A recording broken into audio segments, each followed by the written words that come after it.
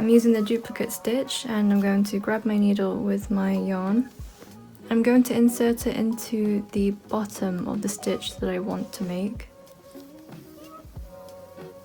Pull that through, and then I'm going to ignore the stitch that I'm trying to make, and above I'm going to put my needle through both legs of that stitch.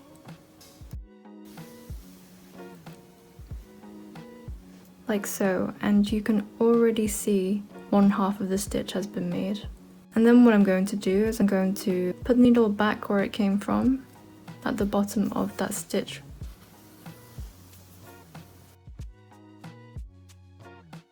And there we have a perfect duplicate stitch. So I'm going to show you how to do another one.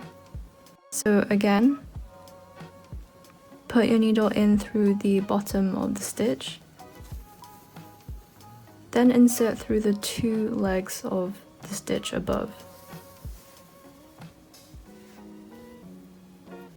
Don't pull it too tightly, because what will happen is something like this.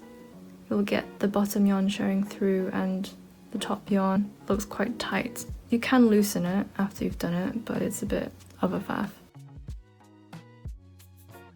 Take your needle again and push it through where it came from. So again, back through the bottom, through the two legs and the stitch above,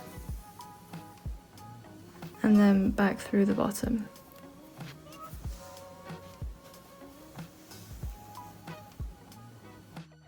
And there we go. On the back, this is what it should look like. Sometimes if you have yarn ends, they will probably get tangled in there somewhere, but you can just pull them out really easily. And then all I have to do next is weave in all these ends.